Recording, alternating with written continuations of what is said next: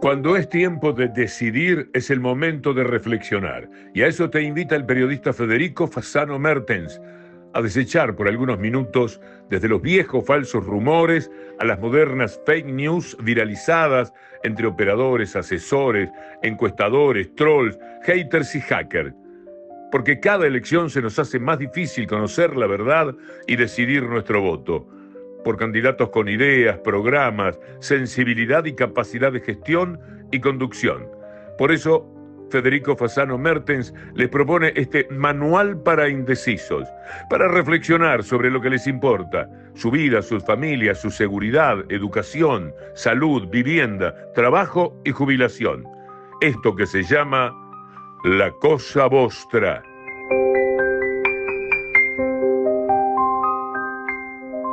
Bienvenidos a esta cuarta entrega de La Cosa Vostra, Manual para Indecisos. Hoy vamos a comparar las gestiones económicas de ambos gobiernos.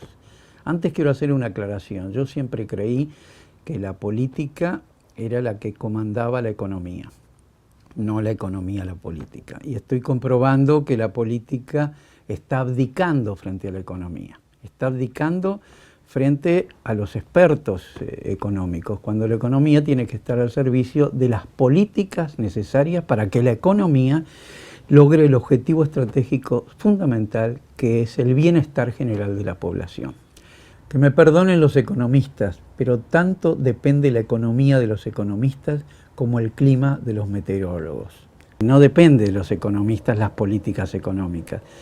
Quiero dejar esta constancia, aclarando también que, ojo, no estoy cuestionando a los técnicos. Danilo Astori era un economista, pero era un político, un hombre con una ideología propia y con mucha experiencia en organizaciones políticas. También lo es O'Donnell. O'Donnell no es solo un gran economista. O'Donnell es un hombre que militó en partidos políticos de izquierda y que tiene su propia ideología y que sabe bien que la política tiene que dirigir a la economía. No sé si el técnico, el economista Labat, que va a ser el ministro de Economía si gana la coalición republicana, tiene cintura política. Más bien es un técnico y así lo demostró en estos años. Hecha esta aclaración, pasemos al tema de la comparación económica de ambos gobiernos. Esa comparación económica he analizado y todos los indicadores económicos de este gobierno han colapsado, salvo la inflación, que es un gran mérito de este gobierno y hay que destacarlo, a un costo altísimo. La inflación se ha controlado, pero a un gran costo que ya lo veremos cuando lo analicemos. También no han disminuido las exportaciones ni han disminuido las inversiones. Quiero que quede esto claro. Pero el resto de los indicadores económicos sí han disminuido notoriamente en comparación con los del Frente Amplio. Basta solo ver, comencemos a ver los indicadores económicos. Crecimiento económico. Tenemos un informe de la CEPAL donde dice que en estos últimos 4 años y medio, Uruguay figura entre los 3 países más bajos en materia de Producto Bruto Interno. En 3 de América Latina estoy hablando, los más bajos, de más bajo crecimiento quiero decir, ¿no? Si comparamos esto con los 15 años del Frente Amplio, donde la misma CEPAL decía que es el país Uruguay en los 15 años del gobierno Frente Amplista que mayor índice per cápita ascendió en el Producto Bruto Interno, no admite esa comparación. El Instituto Legatum de Inglaterra, que en esos 15 años del gobierno Frente Amplista lo calificó a Uruguay como el país más próspero de América Latina, por lo tanto, evidentemente no hay comparación. Pero veamos los cuadros, veamos, porque no es lo que yo digo, es lo que dicen las cifras oficiales, no las mías. Estos cuadros fueron preparados por la consultora Etcétera, que es una consultora prestigiada de economistas, sociólogos y politólogos, y son cuadros no del año pasado, son de ahora, del 2 de octubre. Estas cifras las sacaron, lo dice acá, esto lo van a ver ustedes en pantalla bien, fueron sacadas del Ministerio de Economía y Finanzas y del Banco Central del Uruguay. Es decir, veamos lo que dicen los cuadros y no lo que digo yo. Este gobierno, de todas maneras, frente a esta caída del Producto Bruto Interno, ha sostenido que ha hecho mucha obra pública. Más que obra pública, que no ha superado la del Frente Amplio, sí lo ha superado en inauguraciones. En inauguraciones hay cientos y cientos de horas de helicóptero del presidente de la calle Pou inaugurando obra pública. Pero entre esas cientos de inauguraciones ha inaugurado carnicerías, ha inaugurado hasta gateras de hipódromos, el hipódromo de Tacuarembó. En inauguraciones sí le gana este gobierno al del Frente Amplio, no en obra pública. Pero veamos las cifras que surgen de los cuadros. El Frente Amplio recibe de Jorge Valle una caída del Producto Bruto Interno, el PBI, de un 3% y le eleva al 6,9%, es decir, aumenta el primer gobierno del Frente Amplio 9,9%, un 10% del PBI, ¿sí? Niveles históricos.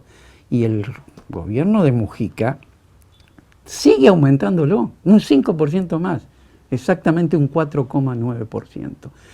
Y el segundo gobierno de Tabaré Vázquez, ante la crisis regional por la caída abrupta de las commodities y el descenso de todos los países de América Latina, aún así lo aumenta, poco, pero lo aumenta un 1%.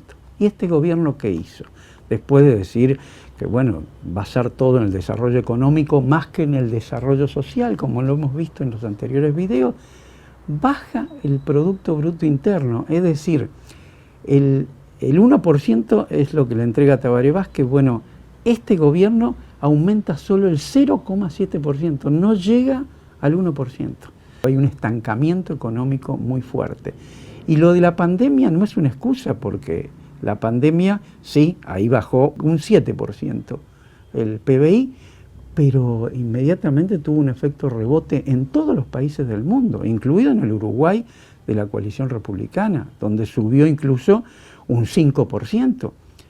Pero después, en el 23 y 24, comienza un descenso del PBI que hace que en todo el periodo, según datos del Banco Central, aumente solamente un 0,7%.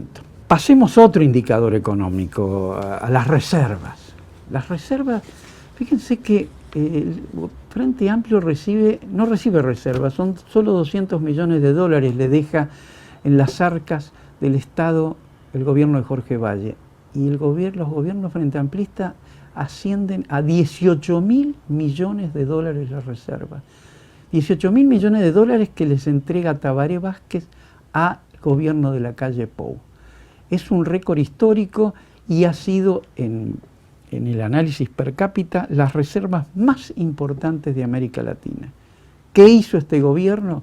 Descendió 2.000 millones de dólares las reservas. Hoy, el informe de diciembre del año pasado, que es el último informe anual, dice que tenemos 16.000 millones de dólares en reserva. Teníamos 18.000.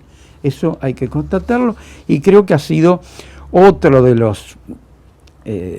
las derrotas de este gobierno. Pasemos a otro indicador económico, el déficit fiscal, por ejemplo, que ha sido la peor situación fiscal de los últimos 20 años. El déficit fiscal fue la principal bandera del gobierno de la calle Pou para combatir al Frente Amplio, diciendo es una barbaridad el déficit fiscal que nos deja. La ministra de Economía, Arbeleche, sostiene que nos entregan un auto con luz roja, es decir, no hay nafta en el tanque, estamos en la reserva. Fue una de las grandes banderas de la coalición republicana contra el Frente Amplio. Hoy el déficit fiscal ha aumentado, no se puede creer, porque dijeron que lo iban a bajar a la mitad. No solo no bajaron nada, sino que lo aumentaron el déficit fiscal. Es, para mí, la mayor derrota económica de este gobierno. Pasemos a otro. En la deuda externa, Valle le entrega al gobierno de Tabaré Vázquez toda la deuda externa, es superior a toda la riqueza del Uruguay. Es el 102% del PBI. No hay precedentes de eso. Supera toda la riqueza del Uruguay. ¿Qué hace los gobiernos frente amplistas? Reducen esa deuda externa del 102% al 44%. Y entrega al gobierno de la calle Pou una deuda externa de 27.000 millones de dólares. ¿Y qué hace el gobierno de la calle Pou? La sube, la aumenta a 34.000 millones de dólares. Otro gran fracaso económico en la comparación de ambas gestiones de este gobierno. 34.000 millones de dólares significa que cada bebé que nace hoy en Uruguay debe $1.000, que cada hogar debe $5.000 al exterior. Es otra derrota que no podemos ignorar. Al punto tal que tampoco lo ignora el Fondo Monetario. El Fondo Monetario por escrito le dice al gobierno de la calle Pou: han subido la deuda externa a niveles históricamente muy altos. Es necesario un descenso sistémico. Fíjense que esto implica una herencia para el próximo gobierno, de que va a tener que bajar la deuda externa, que no va a poder tener créditos. Gane quien gane, esta es otra gran derrota del gobierno actual. Veamos otros indicadores económicos. El atraso cambiario. Bueno, es el peor atraso cambiario del siglo XXI. No se conoce un atraso cambiario de esta naturaleza. Fíjense que en el 2019 el Frente Amplio tenía un dólar de, creo que 37.60 más o menos. Ahora, en agosto, no estoy hablando de esta suba en pizarras, en agosto subió a 38.60, prácticamente el mismo tipo de cambio de hace 4 años y medio. Sube la inflación y el dólar quedó quieto durante 4 años y medio. Eso es el tipo de cambio de pizarra. Vayamos al tipo de cambio real. El tipo de cambio real es peor la situación. El tipo de cambio real se toma en cuenta no lo que vemos en pizarra, sino la inflación mundial, y se la compara con la inflación local de Uruguay y se llega a unos números. Por ejemplo, en el 2019 el número que se le tiene el Frente Amplio es de 101 y el número en el 2024 es de 84. Hay un 20% de diferencia en contra de este gobierno. Fíjense que en el 2019 el Frente Amplio entrega el gobierno con una brecha de solo el 3%.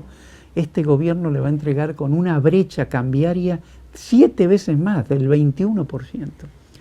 Bueno, creo que el atraso cambiario es una de las grandes derrotas de este gobierno. ¿A qué se debe este atraso cambiario? Bueno, en primer lugar se debe a que el Banco Central hace 2 años dijo: no intervengo más. ¿Por qué? Porque apostaron a contener la inflación y presentarlos como la gran bandera de este gobierno. Yo diría la única bandera de este gobierno, a costos muy grandes que ahora vamos a ver. Pero bueno, no es solo un tema de que el Banco Central no entró. Ellos dicen, bueno, no, pero es que hubo una inundación de dólares. No creo en esa cifra, he consultado con varios economistas. Inundación de dólares cuando el turismo, que es un proveedor de dólares muy importante, cayó estrepitosamente. Solo la celulosa pues tenían que vender sus dólares para pagar salarios y todo eso. Solo la celulosa no justifica este atraso cambiario monumental, ¿no? Pese a todo, las exportaciones han subido, pero han subido por otros factores. Por la guerra en Ucrania, por ejemplo, eso hizo subir mucho las exportaciones, pero hubieran subido muchísimo más si no hubiera este atraso cambiario. Tengan en cuenta que con estos niveles de cómo está el dólar, que estamos un 18% abajo de la brecha con China. Digo, con este tipo de cambio, ni Adán va a poder exportar manzanas. Digo, pero bromas aparte, esto es un problema muy grave que ha tenido este gobierno. Y lo tenemos que, sí, destacar, porque las industrias han sufrido muchísimo con este atraso cambiario, han cerrado centenares de emprendimientos debido a este atraso cambiario.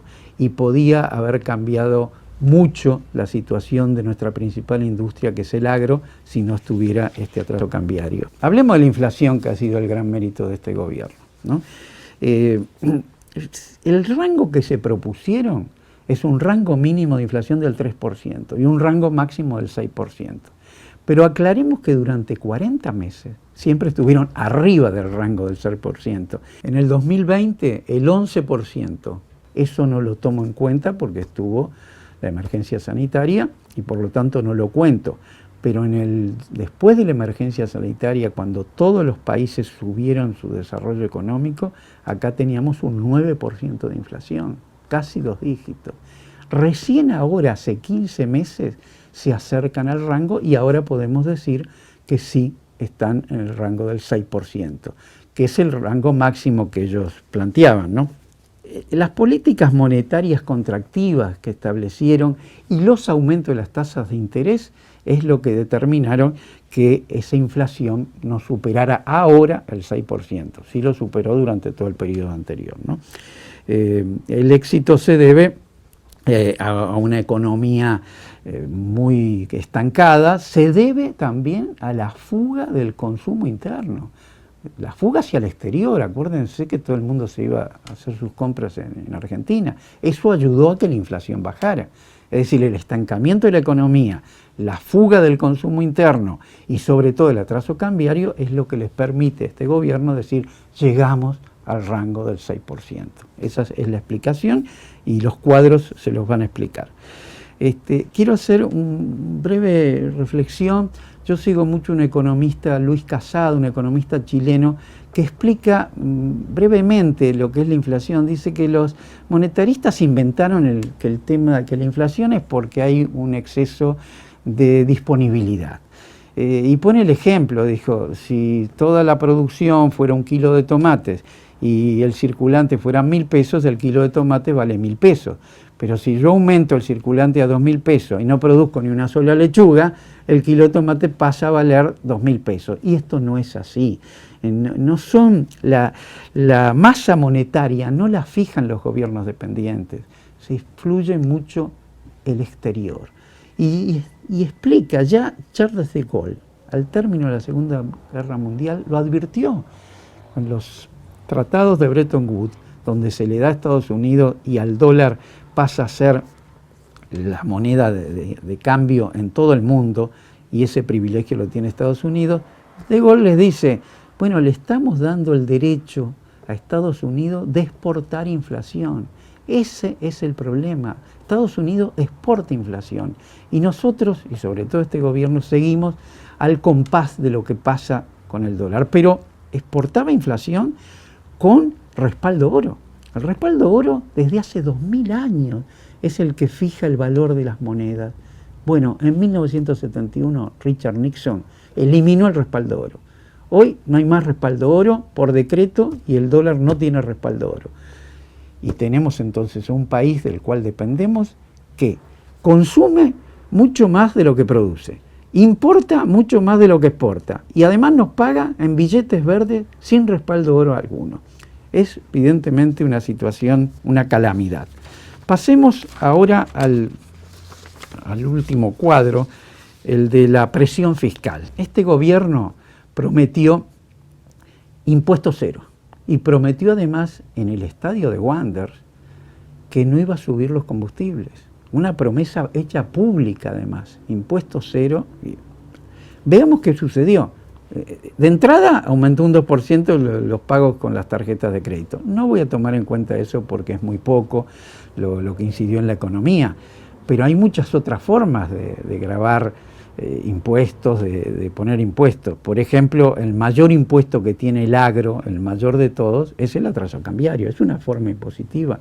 Ese atraso cambiario que ha castigado a nuestra principal industria, que además se ha endeudado de 2.500 millones de dólares, el agro debe hoy 3.530 millones de dólares. Puedo tampoco tomarlo en cuenta como un debe de este gobierno en virtud de la emergencia hídrica que existió y todas la conocemos. Puede ser eso un factor de endeudamiento mayor. Pero veamos, comparemos la presión fiscal del Frente Amplio sobre el agro y la presión fiscal de este gobierno sobre el agro. La presión fiscal del Frente Amplio fue de 5,9%. Y la presión fiscal del 2024 sobre el agro es del 6,7%, un aumento de casi el 14%. Es decir, que este gobierno castigó más al agro que el gobierno del Frente Amplio. Tengámoslo en cuenta. Pero pasemos ahora a la otra promesa, a la promesa de que no se va a aumentar los combustibles. ¿Saben cuánto aumentó los combustibles este gobierno? Un 44% en pesos y un 35% aproximadamente en dólares. Y era aumento cero lo que prometieron. Dice el gobierno, estás tomando los valores a pesos corrientes y no a valores constantes. Bueno, yo puedo decir, no pueden decir eso en dólar, porque en dólar se tomó a cómo está el dólar, ¿no? Hubo un aumento en los combustibles del 35%.